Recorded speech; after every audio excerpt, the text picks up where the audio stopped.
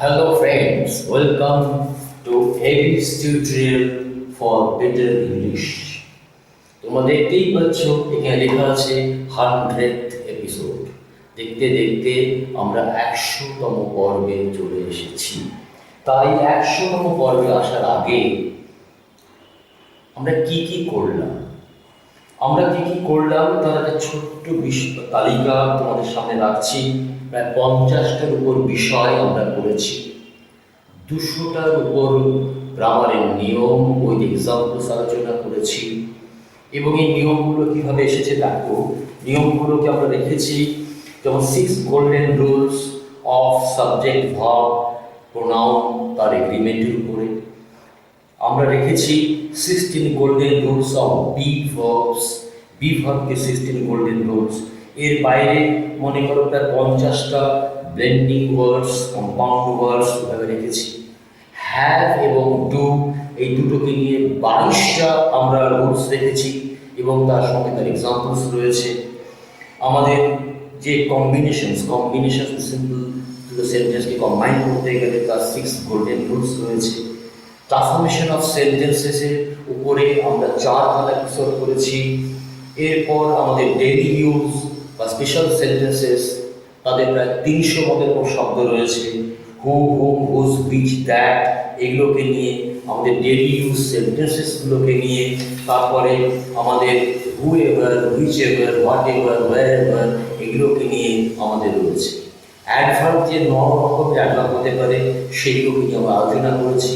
আর common errors নিয়ে প্রায় 10টার উপর পর্ব আমরা আলোচনা করেছি এবং তার সঙ্গে ব্যাখ্যাগুলো রয়েছে। এরপরে যেটা রয়েছে সেগুলো হচ্ছে টেন্সকে নিয়ে ডিটেলস। প্রেজেন্ট টেন্স রয়েছে, 16 গোল্ডেন রুলস অফ নাম্বারস রয়েছে, পাস্ট টেন্স রয়েছে, 9 গোল্ডেন রুলস অফ পারপাসেস রয়েছে। আমাদের reason, time, reserve, conditional clause, adverb clause নিয়ে ডিটেলস আলোচনা রয়েছে। মে, মাইট, ক্যান, কুড এগুলোকে নিয়ে প্রায় 15টার উপর নিয়ম রয়েছে। বিষয়গুলো WH কোশ্চেন্সকে নিয়ে একদম ডিটেইলিং আলোচনা করেছি 5খানা পর্বের মধ্যে দিয়ে। আর 8 golden rules of transforming affirmative সেন্টেন্সকে টু নেগেটিভ সেন্টেন্সে ট্রান্সফার করার জন্য প্রায় 3টে আমরা পর্ব রেখেছি, এপিসোড রেখেছি। লস অফ এগ্রিমেন্ট তো রয়েছেই। আমাদের special cases of A and রয়েছে প্রায় 10টা। 15টা গোল্ডেন রুলস অফ দি। এইভাবে ভয়েস চেঞ্জে রয়েছে আমাদের 7খানা এপিসোড, ন্যারেশনে রয়েছে আমাদের 9খানা এপিসোড। এইভাবে পরপর চলতে আমরা সাধারণভাবে ডেইলি যে ব্যবহারগুলি করি, যেগুলো আমাদের কথোপকথনে রাখতে পারে বা ছোটোখাটো কোনো কম্পোজিশনসে রাখতে পারে, তার 15 ডেইলি ইউজ রুলস রয়েছে, 50টা। তারপরে আমাদের কোভিড-19 নিয়ে অনেক কিছু লেখা আসতে পারে, তার কিছু ডেসক্রিপটিভ ইংলিশের ক্ষেত্রে কাজে লাগতে পারে। এভাবে কিছু আমাদের যে টার্মিনোলজি বলি, যে বিষয়গুলো টার্মসগুলো এক একটা বিষয় লেখার জন্য যে শব্দগুলো প্রয়োজন পড়ে, স্টক অফ ওয়ার্ডস বাড়াবার জন্য সেগুলো রয়েছে। তারপর এই পুরো বিষয়টা নিয়ে ডিটেলসের সামারি রয়েছে, আমাদের এপিসোড 90তে ডিটেলসের সামারি রয়েছে। এবার ভয়েস চেঞ্জ, টেন্স নিয়ে আমরা তাদের এরারগুলোকে নিয়েও আমরা আলাদা আলাদা করে 3টে বা 2টো এই বিষয়গুলোতে আলোচনা করেছি। এইভাবে প্রায় 50টার উপর বিষয় আমাদের আলোচনা করা হয়ে গিয়েছে এই 100th এপিসোডে আসার আগে অবধি। So please subscribe এবিস tutorial. তোমাদের বারবার করে বলে এই কারণেই যে এবিস টিউটোরিয়াল হচ্ছে সেই একটাই মাত্র ইউটিউব চ্যানেল যেখানে তোমরা ইংরেজি এবং অঙ্ক দুটোরই কম্পিটিটিভ এক্সামসে, বোর্ড এক্সামসে যে ধরনের প্রশ্নগুলো আসে, যে ধরনের প্রবলেমসগুলো আসে, সেগুলোকে উইথ এক্সাম্পলস এবং রুলস দিয়ে, এক্সপ্লেনেশনস দিয়ে আলোচনা করা থাকে। আমাদের এবিস টিউটোরিয়াল ফর বেসিক ম্যাথস বলে যেটা আছে, তাতে আমাদের 30খানা এপিসোড হয়ে গিয়েছে। সেখানে আমরা শতকরা করেছি, পার্সেন্টেজ করেছি, প্রফিট অ্যান্ড লস করেছি, সিম্পল ইন্টারেস্ট করেছি, টাইম অ্যান্ড ডিস্টেন্স করেছি, আমাদের সূচক করেছি, তাই না, ইন্ডিসিসেস করেছি। এবার বিভিন্ন বিষয়গুলো ইউনিট প্লেসে যে ভ্যালুসগুলো সেগুলো মাল্টিপল করলে, বড় বড় সংখ্যাগুলো মাল্টিপল করলে ইউনিট প্লেসে কী থাকবে সেই বিষয়গুলো আলোচনা করা হয়েছে। এবং বিভিন্ন কম্পিটিটিভ এক্সামসে যে ধরনের প্রশ্নগুলো আসে সেগুলোকে সলভ পর্যন্ত করা হয়েছে। তো প্লিজ সাবস্ক্রাইব এবিস টিউটোরিয়াল। এবিস টিউটোরিয়ালের সাথে থাকলে তোমাদের অঙ্ক আর ইংরেজি নিয়ে কিন্তু কোনো ভয় থাকবে না। তো okay, this is our 100th episode, so something must be special, তাই তো? কিছু স্পেশাল হতে হবে। এই স্পেশালটার জন্যে আমি বেছে নিয়েছি জিরান্ড। এই কারণেই যে জিরান্ড ব্যাপারটা নিয়ে আমাদের একটুখানি অসুবিধে হয়। দেখো, একদম সহজ বাংলা করে একটা কথা বলছি। এটা যারা পণ্ডিত ব্যক্তি তারা হয়তো একটু রেগেই যাবেন যে এটা এভাবে কেন বলা হচ্ছে, কিন্তু আমার মনে হয় বোঝাবার জন্যে বা বোঝার জন্যে হয়তো কথাটা তোমাদের কাজে লাগতে পারে। দেখো, বিষয়টা হচ্ছে যে ভার্ব, ক্রিয়াপদ, তো সব ক্রিয়াপদেরই একটা নাউন ফর্ম, কাজটা একটা নাম থাকবে, তো কাজটার যে নাম, তো সেই নামটার জন্যে একটা আবার আলাদা শব্দ আমাদের থাকতে পারে, আবার নাম থাকতে পারে, তাই না? আমি যে শব্দটাকে ক্রিয়াপদ হিসেবে ব্যবহার করছি, সেই কাজটার একটা নাম তো থাকতে হবে। এবার সেই নামের জন্য কোনো নাউন, একটা শব্দ থাকতে পারে, আবার শব্দ নাম থাকতে পারে। তাহলে কি কাজটার নামটাকে প্রকাশ করব না? ঘটনা হচ্ছে সেই নামটা প্রকাশ করার জন্যে আমরা কি করি, সেই ভার্বের সাথে আইএনজি যোগ করে দিই। হ্যাঁ, যেমন আমরা বলি সি থেকে সিইং, হ্যাঁ, বিলিভ থেকে বিলিভিং, সেখান থেকে একটা প্রবাদ বাক্য আছে, তোমরা জানো যে সিইং ইজ বিলিভিং, দেখাই বিশ্বাস, যেটা দেখছি সেটাকে আমরা বিশ্বাস করব। তো এই যে ক্রিয়াপদ, সেই ক্রিয়াপদকে যখন তার নামটা, কাজটার নামটাকে বোঝাতে চাই, তখন তার সঙ্গে ভার্ব প্লাস আইএনজি করে দিই। এবং এই যে ফর্ম অফ ইউজ, সেই ফর্ম অফ ইউজটাকেই আমরা মোটামুটি সহজভাবে, কখনোই সম্পূর্ণভাবে নয়, সম্পূর্ণভাবে আমাদের এই আলোচনাগুলো শেষে আমরা বুঝতে পারবো সম্পূর্ণটা কি দাঁড়াবে। আমরা সবেমাত্র 100 এপিসোড শুরু করেছি, আমাদের আরও 1-2 এপিসোড জিরান্ড দিয়ে করতে হবে, তবে গিয়ে আমাদের আইডিয়াটা আমাদের ক্লিয়ার হয়ে যাবে। কিছু রুলসের কথা বলবো তোমাদের, আমি আগেও যেমন বলেছি, আমাদের এই যে এতগুলো এপিসোড আমরা আলোচনা করেছি, প্রায় সব ক্ষেত্রেই রুলস রেখেছি অ্যান্ড এক্সাম্পলস রেখেছি, এই কারণেই যে এই জিরান্ড করতে করতেই আমরা চলে যাব একেবারে ডেসক্রিপটিভ ইংলিশে, যেখানে কিনা প্রাথমিকভাবে আমাদের ট্রান্সলেশন কিছু দরকার আছে, তাই তো? কি করে আমাদের এই যে 100টা যে বা 200টা যে আমরা নিয়ম জানলাম, তাদের নানা রকম ব্যবহার জানলাম, এগুলোকে সব মনে করে কিভাবে আমরা ট্রান্সলেশন করার সময় সেটাকে ব্যবহার করব। গ্রামার নিয়ম তো নয়, সেখানে ভোকাবুলারি একটা ইম্পর্টেন্ট রোল প্লে করে। তোমরা জানোই যে শব্দগুলো যদি ইংরেজিতে না জানি তাহলে আমরা কী করে করবো? তো সেক্ষেত্রে অনেক সময় কি হয়, যখন তুমি নিজে লিখছো তখন কি হয়, সে বাঙালি, অতএব আমরা মাতৃভাষাটাকে চেঞ্জ করতে পারি। অতএব যে কথাটা আমি বলতে ইংরেজি করতে পারছি না, সেই ভাবনাটাকে আমার যেটুকু ইংরেজি স্ট্যান্ডার্ড সেই অনুযায়ী আমি বাংলা ভাবনাটাকে পাল্টেও দিতে পারি, এবং সেটা ছোটো ছোটো বাক্য তৈরি করতে পারি। বাক্য তৈরি করে, যেটা আমাদের করেছিলাম কম্বিনেশনসে, আমাদের গোল্ডেন রুলস দিয়েছিলাম 10, এবং ট্রান্সফরমেশন অফ সেন্টেন্সেস রয়েছে আলোচনা বিভিন্ন এপিসোডের মধ্যে রয়েছে। সেই রুলগুলো তখন অ্যাপ্লাই করলে তুমি দেখবে তুমি ঝরঝর করে ইংরেজি লিখতে পারছো।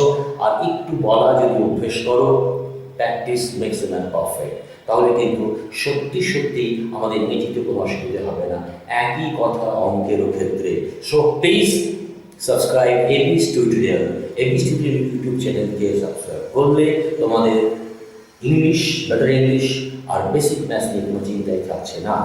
জিরান্ডে দেখো ফর্ম তার জন্য রেখেছি, দেখো এই ফর্মে রেখেছি ভার্ব প্লাস আইএনজি। দেখো এটা বুঝতে তোমাদের কোনো অসুবিধে হলো না, আগে একটুখানি গল্প করলাম বললে, তাই তো? যাই হোক, ফর্মটা হচ্ছে ভার্ব প্লাস আইএনজি। আর ইউজ, এটাকে ব্যবহার কীভাবে করবো? আমি কিছুক্ষণ আগে যেটা বললাম যে একটা ক্রিয়াপদের তো নাম থাকবে, কাজটা তো নাম থাকবে, তো সেই নামটা যদি আমি প্রকাশ করতে চাই, অনেক ক্ষেত্রে সেই ক্রিয়াপদের সাথে আমরা আইএনজি যোগ করে থাকি। অতএব নাউন যা যা কাজ করে, মানে সাবজেক্ট আমাদের হতেই পারে, মানে প্রথমেই আমরা রেখেছি, তবে ইউজের জায়গাতে প্রথমে রেখেছি সাবজেক্ট, তারপরে রেখেছি আফটার প্রিপোজিশনস, বিভিন্ন রকম প্রিপোজিশনসের পরে আমাদের আইএনজি যোগ করে রাখতে হয়, সেটা আমরা সেখানে ভার্বের নিষ্ক্রিয় ফর্মটাকে ব্যবহার করতে হয়। তাই তো আমরা জানি একটা বাক্যে একটা বেশি ক্রিয়াপদ ব্যবহার করা যায় না, তো সেখানে আমরা কি করব, আমি একটা ক্রিয়াপদ ব্যবহার করে ফেলেছি, এবার একটা প্রিপোজিশন ব্যবহার করলাম, তাহলে পরবর্তীকালে আমার কথাটা কোনো বলা শেষ হয়নি, আমাকে আরও কিছু বলতে হবে, এবং সেখানে একটি ক্রিয়াপদের কথা বলছি, তো সেই ক্রিয়াপদটাকে আমাকে নিষ্ক্রিয় করতে হবে, কেননা আমি সিম্পল সেন্টেন্স করতে চাচ্ছি। যদি সিম্পল সেন্টেন্স আমি না করতে চাই, কমপ্লেক্স সেন্টেন্স করতে চাই সেক্ষেত্রে আলাদা কথা। যদি সিম্পল সেন্টেন্স করতে চাই তাহলে আমরা কী করব? আবার সাথে কথা, আমাদের কম্বিনেশনস অফ সেন্টেন্সেসের মধ্যে রয়েছে আলোচনা করা এপিসোডটা, তার সঙ্গে আমাদের এই জিরান্ডের নলেজটা কাজে লেগে যাবে। আমরা তার জন্য তখন কী করবো? ওটাকে জিরান্ড করে দেবো। তাহলে আফটার প্রিপোজিশনস আমরা জিরান্ড ব্যবহার করে থাকি। এরপরে দেখো 3 নম্বর এবং 4 নম্বরের নিচে লম্বা লম্বা কিছু তালিকা দেওয়া আছে। এই তালিকাটার বিষয় ডিটেইলস আমরা আলোচনা করবো এর পরবর্তী পর্বে। আজকে আমাদের বিষয়টাকে একটুখানি তোমাদের বলি যে আফটার সর্টিং ভার্বস কতগুলো ক্রিয়াপদ আছে যে ক্রিয়াপদের পর সাধারণত জিরান্ড ব্যবহার করা হয়। তার কয়েকটা এক্সাম্পল দেখছি, গোটা 10টার মতো এক্সাম্পল সেখানে রয়েছে। অ্যাডমিট রয়েছে, অ্যান্টিসিপেট রয়েছে, ডিলে রয়েছে, ডিনাই রয়েছে, এনজয় রয়েছে, ইমাজিন রয়েছে, পার্ডন রয়েছে, রেজিস্ট রয়েছে, স্টপ রয়েছে, আন্ডারস্ট্যান্ড রয়েছে। এই যে ক্রিয়াপদগুলো রয়েছে এই ক্রিয়াপদগুলোর পর এবং আরও লম্বা তালিকা হতে পারে। আমরা আসবো, তুমি বললামই পরবর্তী যে পরে 101তম যে পর্ব আসবে সেই 101তম পর্বে তোমরা এই প্রতিটি যে ভার্বের কথা বললাম এবং আরও ক্রিয়াপদ থাকবে সেই ক্রিয়াপদগুলোর সাথে কীভাবে আমরা জিরান্ডটাকে ব্যবহার করছি উইথ এক্সাম্পলস আমরা আলোচনা করব। আজ শুধুমাত্র একটা ধারণা, একটা কনসেপ্ট গ্রো করার জন্যই এই বিষয়টাকে বলছি। এবার কি হচ্ছে, 4 নম্বর একটা ব্যবহার রয়েছে, দেখো সেটা হচ্ছে নাউন কম্পাউন্ডস। নাউন কম্পাউন্ডস নাউনের সাথে যুক্ত হলে, তো নাউনের সাথে যুক্ত হলে দুটো পদ্ধতি হতে পারে, নাউনের পরে হতে পারে, নাউনের আগে হতে পারে। দেখো দুটো ভাগ রেখেছি তার জন্যে, নাউন প্লাস জিরান্ড, আবার জিরান্ড প্লাস নাউন। এখানে একটু খেয়াল রাখবো এটা কিন্তু নাউন কম্পাউন্ডসের মধ্যে নাউন প্লাস নাউনও পড়ে। এখানে জিরান্ড রাখলাম, নাউন রাখলাম না, তার কারণটাই হচ্ছে একটা জিনিস, কিছুই না, যেটা সরাসরি নাউন আছে। যে সিলিং আমরা জানি, তাই না, ফ্যান আমরা জানি, তো সিলিং বা টেবিল আমরা জানি, ফ্যান আমরা জানি, তো টেবিল ফ্যান। যদি বলা গেল দুটো নাউন পরপর বসে গেলে একটা নাউন বিশেষণের মধ্যে ব্যবহার করা হলো, কীরকম ফ্যান না টেবিল ফ্যান, কীরকম ফ্যান না সিলিং ফ্যান, তাই তো। সেখানে নাউন প্লাস নাউন সেটাও আমাদের নমিনাল কম্পাউন্ডের মতো কম্পাউন্ড হয়ে নাউন কম্পাউন্ডের মধ্যে যুক্ত হয়ে যাচ্ছে। এখানে কিন্তু জিরান্ড, জিরান্ড মানেটা হচ্ছে আবার সেই কথা যে নাউনটা থাকছে তার সঙ্গে যে ক্রিয়াপদটা তার সাথে আইএনজি যোগ করে আমরা বসাতে পারি এবং সেগুলো অনেক ক্ষেত্রে বিশেষণের মতো ব্যবহার হতেই পারে, খুবই স্বাভাবিক। নাউন প্লাস নাউন যদি আমাদের একটা নাউন বিশেষণের মতো করে ব্যবহার হয়, টেবিল ফ্যানের টেবিল, কীরকম ফ্যান না টেবিল ফ্যান, তা যদি হতে পারে তাহলে এখানেও নাউন প্লাস জিরান্ডেও সেরকম আমরা বিষয়টাকে পেতে পারি বা আমরা সেরকম ব্যবহার করতে পারি। যেমন মনে করো ফ্রুট পিকিং, ওয়েট লিফটিং। দেখো ওয়েট, লিফট, এবার আমি লিফট যে ক্রিয়াপদ তার নাউনটা করতে চাচ্ছি, কোনো নাউন শব্দ নেই, তাহলে বাধ্য হয়ে আমি বললাম কি ওয়েট লিফটিং, যে কোনো কিছু লিফটিং নয়, ওয়েট লিফটিং। আমি এক্সপ্লেন করে দিলাম। স্ট্যাম্প কালেক্টিং, কালেক্ট করা তোমরা যেন টু কালেক্ট, সেখানে আমরা দেখো স্ট্যাম্প কালেক্টিং। বলে বলতে পারো কেন স্যার কালেকশন তো আছে, সংগ্রহ, হ্যাঁ নিশ্চয়ই নিশ্চয়ই নিশ্চয়ই আছে। তো এবার স্ট্যাম্প সংগ্রহ করা, তাহলে স্ট্যাম্প কালেক্টিং, স্ট্যাম্প কালেকশন, তাহলে সেটা হচ্ছে না। এইভাবেই আমরা ব্যবহারগুলো আসবো, পরের এপিসোডে ব্যবহারগুলো নিয়ে আলোচনা করবো। বার্ড ওয়াচিং, কোল মাইনিং, এই যে 5টা এক্সাম্পল, এই 5টা এক্সাম্পল দেখতে পাচ্ছি। প্রথমে আমাদের নাউন আছে, তারপরে জিরান্ড আছে, ফলে নাউন প্লাস জিরান্ডে এরকম ব্যবহারগুলো চলে। আবার জিরান্ড প্লাস নাউনের ক্ষেত্রেও সেই ব্যবহারগুলোকে আমরা দেখতে পাচ্ছি। কীরকম দেখো, ওয়েটিং লিস্ট, যে লিস্টটা ওয়েট করছে, তাই না। তারপরে মনে করো ফিশিং রড, রড কিন্তু ফিশিং রড, ফ্যান কিন্তু টেবিল ফ্যান। বোঝা যাচ্ছে ব্যাপারটা, দেখো সম্পূর্ণ নাউনের মতো করে ব্যবহার করছি কিন্তু। এবার চলে যাচ্ছে ডাইনিং রুম, রুম কিন্তু ডাইনিং রুম, তাই না। ঠিক একই রকম লাইসেন্স কিন্তু ড্রাইভিং লাইসেন্স, অন্য লাইসেন্স নয়, ড্রাইভিং লাইসেন্স। অনেক রকম লাইসেন্স হতে পারে, ট্রেড লাইসেন্স হতে পারে, তাই না। তো আমাদের কি বললাম, এটা ড্রাইভিং লাইসেন্স। পুলের ক্ষেত্রে বললাম সুইমিং পুল, যেখানে সুইম করা হয়, তাই না, তার মানে বিশেষণের মধ্যে ব্যবহার করা যাচ্ছে। তাহলে এই যে জিরান্ডের ব্যবহারগুলো, সেই ব্যবহারগুলো আমরা খানিকটা জানা থাকলো যে কিনা নাউন কম্পাউন্ডসের মতো একসাথে থেকে ব্যবহার করা যাচ্ছে। তাহলে মোটামুটিভাবে জিরান্ডের একটা ধারণা আমাদের মাথার মধ্যে আসলো যে বিষয়টা হচ্ছে যে ভার্ব, যে কাজ, সেই কাজের নামকরণের ক্ষেত্রে আমরা সেই ভাবের সাথে আইএনজি ব্যবহার করব। সেক্ষেত্রে মোটামুটিভাবে 4টে ভাগে ভাগ করা যায়। দেখো, কখনোই এভাবে কোনো গ্রামারকে ছকে ফেলে ভাগ করা যায় না। আমাদের বোঝার সুবিধের জন্য আমরা ভাগগুলো করি। যে প্রথমে আমরা বলি যে সাবজেক্টের মতো সাবজেক্ট মানেই অটোমেটিক্যালি এসে যাচ্ছে নাউনের যত রকম ব্যবহার হয়, মানে প্রোনাউন হওয়া থেকে আরম্ভ করে এভরিথিং হতে পারে। আমরা আফটার প্রিপোজিশনস, কেন আফটার প্রিপোজিশনস না, আমার প্রিপোজিশনস পরে যদি আমি আইএনজি না বসাই তাহলে ইনফিনিটিভ টু কি করে বসাবো, তাহলে পর দুটো প্রিপোজিশন হয়ে যাবে। In that case after prepositions মানে বসাচ্ছি। আফটার সার্টেন ভার্বস, গোটা 10 এখানে এক্সাম্পল দিয়েছি, আরও আছে, ওই এক্সাম্পল নেক্সট ক্লাস আলোচনা করবো।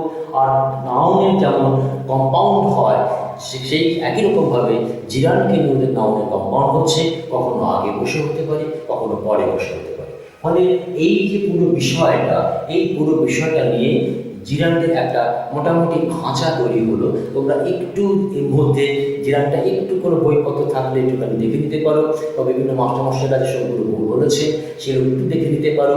দেখে নিতে শুরুতে কীটা হবে যে আমাদের যখন আমরা আলোচনাগুলো করবো, যেমন মনে করা যায় সাবজেক্ট হিসেবে কীভাবে ব্যবহার করা হচ্ছে, বা আমাদের প্রিপোজিশনস সাধারণত কোন কোন প্রিপোজিশনসগুলো থাকে সেটাকে একটা তালিকা মতো করা, রুল করবো, একটা তালিকা মতো করলে আমাদের সুবিধে হয়।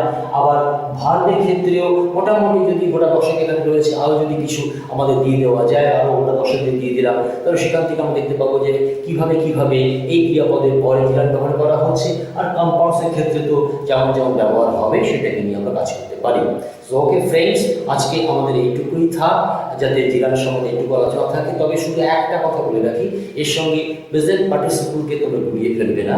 প্রেজেন্ট পার্টিসিপলও কিন্তু ভার্ব প্লাস আইএনজি, তো সেক্ষেত্রে ব্যবহারগত পার্থক্য থাকে। আমরা একদম শেষ এপিসোডে তাদের মধ্যে জিরানের সাথে প্রেজেন্ট পার্টিসিপলের যে ব্যবহারগত পার্থক্য সেটাকে নিয়ে আলোচনা করব। So okay friends, by.